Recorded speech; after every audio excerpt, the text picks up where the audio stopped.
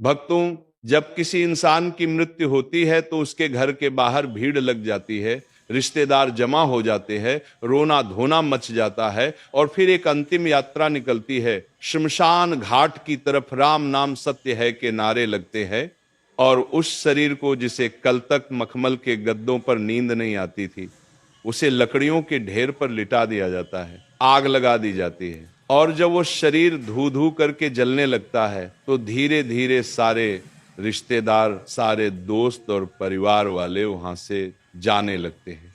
वो पीछे मुड़कर भी नहीं देखते, ये सोचकर कि अब सब खत्म हो गया। लेकिन क्या सच में सब खत्म हो गया है? यहीं से शुरू होता है वह भयानक और रोंगटे खड़े कर देने वाला सच, जिसके बारे में गरुड़ पुराण के प्रेत खंड में विस्तार से लिखा गया है। जब शमशान में आखिरी आदमी भी चला जाता है, जब चिता की आग बुझने लगती है और सिर्फ गर्म राख और सन्नाटा बजता है, तब वहां एक शख्स खड़ा रह जाता है। वो कोई इंसान नहीं होता, वो उसी मृतक की आत्मा होती है जो अपनी ही राख के पास खड़ी होकर उस मंजर को देख रही होती है। जरा सोचिए, वो आत्मा जो कुछ घंटे पहले तक उस शरीर के अंदर थी, जो उस शरीर को अपना मानती थी, आज वो उस शरीर को राख के ढेर में बदला हुआ देख रही है। उसे विश्वास नहीं होता कि जिस शरीर को उसने पूरी जिंदगी सवारा, खिलाया पिलाया और सुरक्षित रखा, जिस चेहरे को आईने में देखकर उसे गुरूर होता था, वह अब एक मुट्ठी राख बन चुका है। गरुड़ पुराण कहता है कि दाह संस्कार के ठीक बाद का 1 घंटा आत्मा के लिए सबसे ज्यादा कष्टदायी, डरावना और भारी होता है। ये वो समय होता है जब आत्मा को पहली बार ये एहसास होता है कि वह अब इस भौतिक दुनिया का हिस्सा नहीं रही। इस 1 घंटे में श्मशान की उस भयानक खामोशी में आत्मा के साथ क्या क्या घटता है, उसे क्या दिखाई देता है, और वह वहां से तुरंत यमलोक क्यों नहीं जाती, आज हम इसी गहरे रहस्य से पर्दा उठाएंगे। सबसे पहले हमें उस स्थिति को समझना होगा जब शरीर जल रहा होता है। शास्त्रों के अनुसार जब तक शरीर पूरी तरह नहीं जल जाता, तब तक आत्मा को एक मोह रहता है। उसे लगता है कि शायद मैं वापस इस शरीर में प्रवेश कर सकूं, शायद मैं फिर से जिंदा हो सकूं। वह बार बार उस जलते हुए शरीर के पास जाती है, उसके चारों तरफ चक्कर लगाती है, लेकिन आग की तपन और यमदूतों का अदृश्य पाश उसे उस शरीर में घुसने नहीं देता। वह देखती है कि कैसे उसकी त्वचा जल रही है, कैसे उसकी हड्डियां चटक रही हैं। ये दृश्य उसके लिए किसी प्रलय से कम नहीं होता।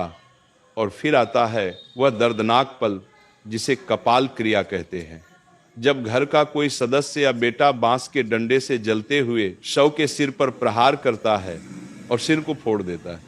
ये दृश्य देखने में जितना भयानक है, आत्मा के लिए उससे कहीं ज्यादा पीड़ादायक है। गरुड़ पुराण कहता है कि जैसे ही कपाल फटता है, एक जोरदार धमाका होता है जो सिर्फ आत्मा को सुनाई देता है। ये वह पल है जब आत्मा का उस शरीर से आखिरी बंधन टूट जाता है। उसे समझ आ जाता है कि अब वापसी का कोई रास्ता नहीं बचा, यह दरवाजा हमेशा के लिए बंद हो चुका है। लेकिन असली कहानी तो इसके बाद शुरू होती है, जब कपाल क्रिया हो जाती है और शरीर जलकर खाक हो जाता है। तब नियम के अनुसार घर वाले और रिश्तेदार वहां से लौटने लगते हैं। शास्त्रों में सख्त नियम है कि श्मशान से लौटते वक्त पीछे मुड़कर नहीं देखना चाहिए। क्या आपने कभी सोचा है कि ऐसा क्यों कहा जाता है? इसके पीछे एक बहुत बड़ा और डरावना कारण है। जब परिवार वाले वहां से जाने लगते हैं तो आत्मा घबरा जाती है। उसे लगता है कि ये लोग मुझे इस सुनसान और डरावनी जगह पर अकेला छोड़कर कहाँ जा रहे हैं। वो चिल्लाती है, आवाज देती है कि रुको, मुझे भी साथ ले चलो, मैं यहाँ अकेला नहीं रह सकता, मुझे डर लग रहा है। लेकिन उसकी आवाज किसी को सुनाई नहीं देती, क्योंकि अब वो आवाज हवा में गूंजने वाली ध्वनि नहीं बल्कि एक कंपन है। वह आत्मा दौड़ती है, अपने बेटे को पकड़ने की कोशिश करती है, अपनी पत्नी या पति को आवाज देती है, उनके कपड़ों को पकड़ने की कोशिश करती है, लेकिन उसका हाथ उनके शरीर के आर पार निकल जाता है। वो किसी को छू नहीं सकती, किसी को रोक नहीं सकती।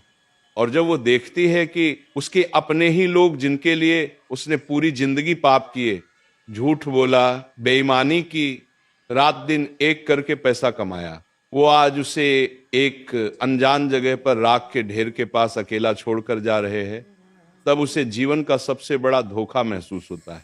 उसे समझ आता है कि दुनिया का कोई भी रिश्ता आखिर तक साथ नहीं देता, सब मतलब के साथी थे। जैसे ही शरीर ने साथ छोड़ा, सबने मुंह मोड़ लिया। अब सवाल आता है कि आत्मा उस शमशान में 1 घंटे तक क्यों रुकती है? वह तुरंत उनके पीछे क्यों नहीं जाती? गरुड़ पुराण के अनुसार शमशान भूमि भगवान शिव का निवास स्थान मानी जाती है, लेकिन यह अतृप्त आत्माओं, भूतों और पिशाचों का गढ़ भी है। जब कोई ताजा मृत्यु होती है तो उस आत्मा के चारों तरफ एक सुरक्षा कवच होता है जो उसे कुछ समय के लिए शमशान की नकारात्मक शक्तियों से बचाता है। लेकिन जैसे जैसे समय बीतता है वह कवच कमजोर पड़ने लगता है। उस 1 घंटे के दौरान आत्मा को शमशान में मौजूद दूसरी भटकती हुई रूहें दिखाई देने लगती हैं।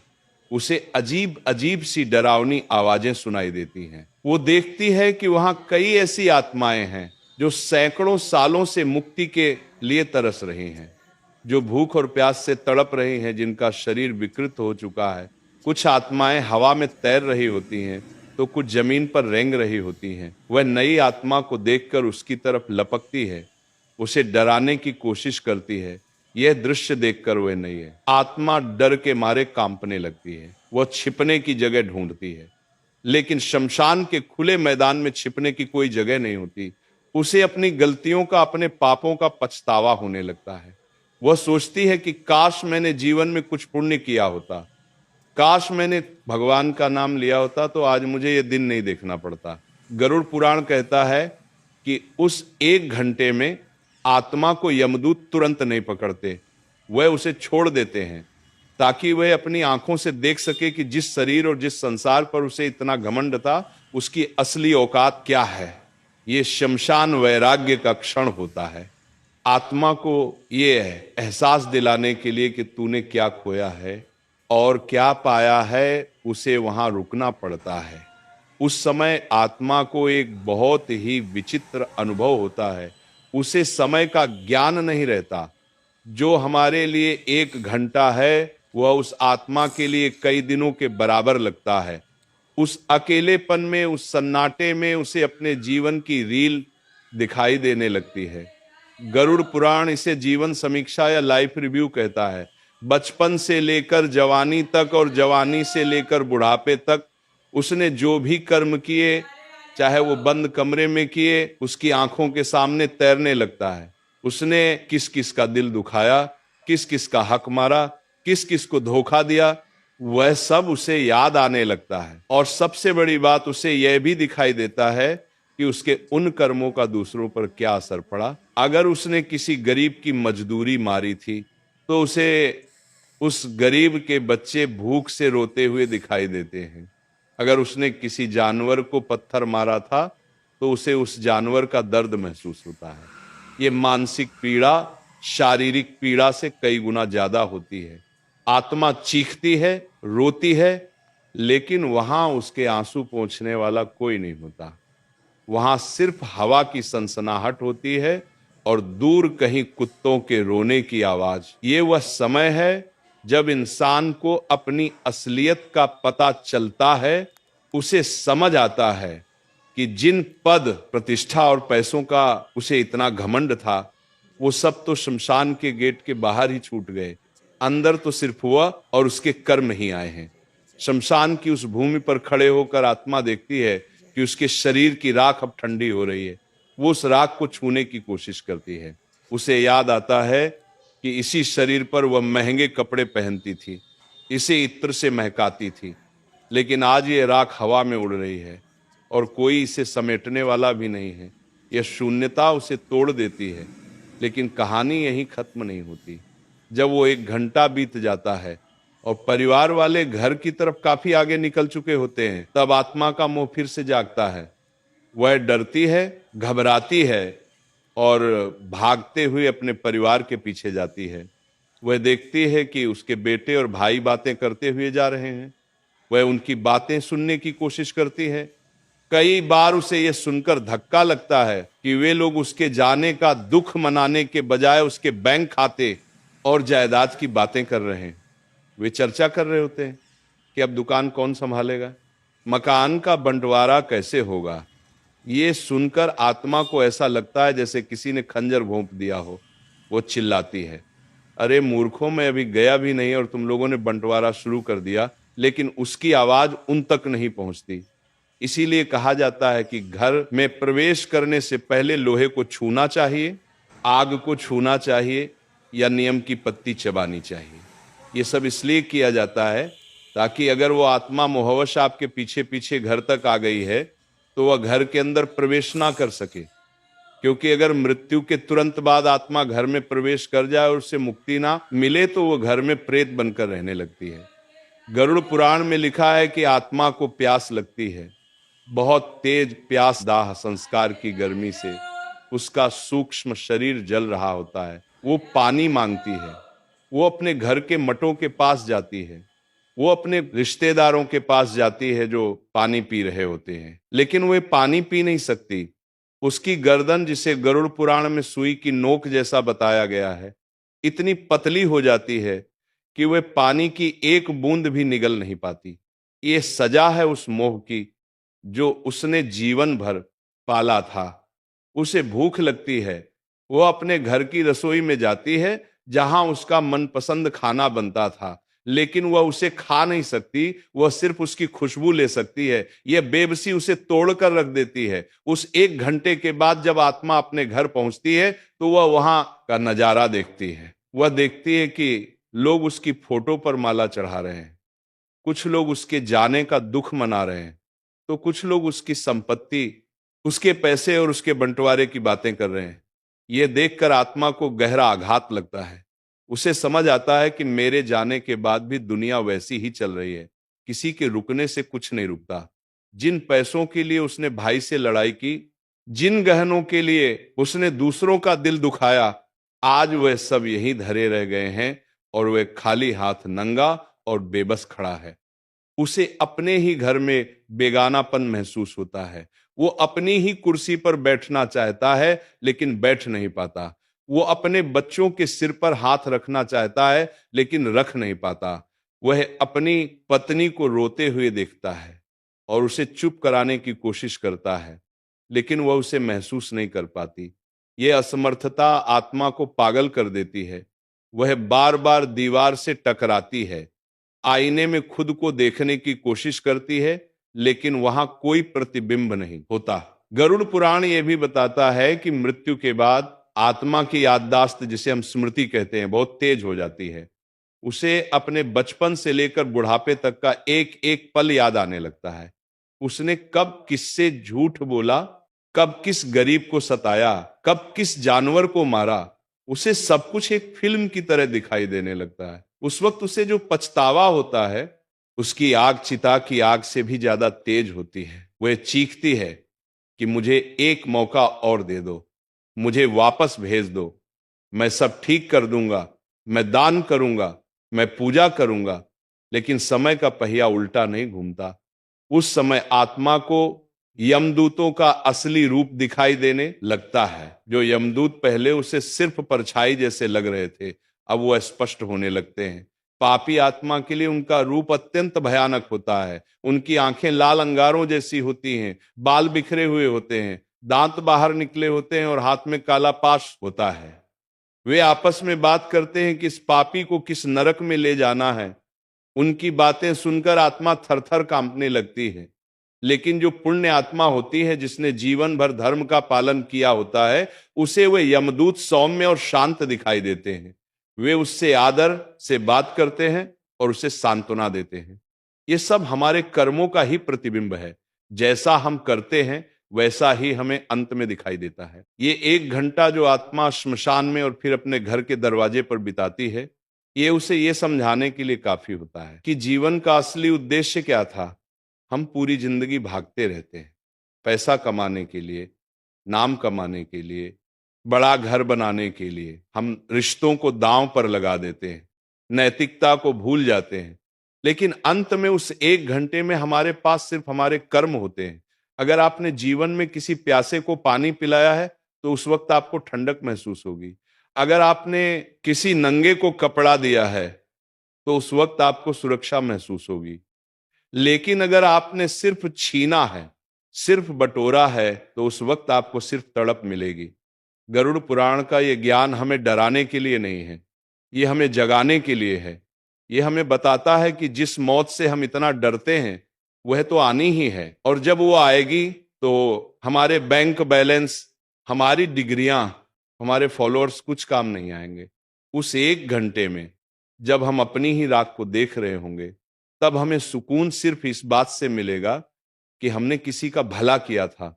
इसीलिए शास्त्रों में कहा गया है कि जब तक शरीर में प्राण है तब तक शुभ कर्म कर लो, दान करो, सेवा करो, और सबसे जरूरी भगवान का नाम लो।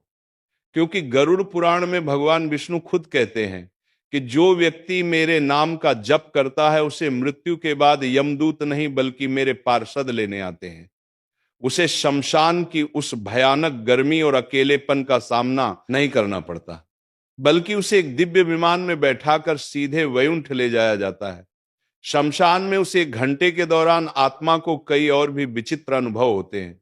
उसे वहां मौजूद पिंडी और चावल के गोलों को खाने की इच्छा होती है जो उसके पुत्र ने प्रदान किए हैं। गरुड़ पुराण के अनुसार पहले दिन का पिंडदान बहुत महत्वपूर्ण होता है। अगर विधि विधान से पिंडदान ना किया जाए तो आत्मा को बहुत भूख लगती है और वह श्मशान में इधर उधर भटकती रहती है। कभी कभी वह श्मशान के पास के पेड़ों पर लटक जाती है या पानी के स्रोतों के पास जाकर अपनी प्यास बुझाने की कोशिश करती है, लेकिन बिना शरीर के प्यास बुझना नामुमकिन है। ये प्यास शारीरिक नहीं, आत्मिक होती है, जो केवल मंत्रों और श्रद्धा से शांत हो सकती है।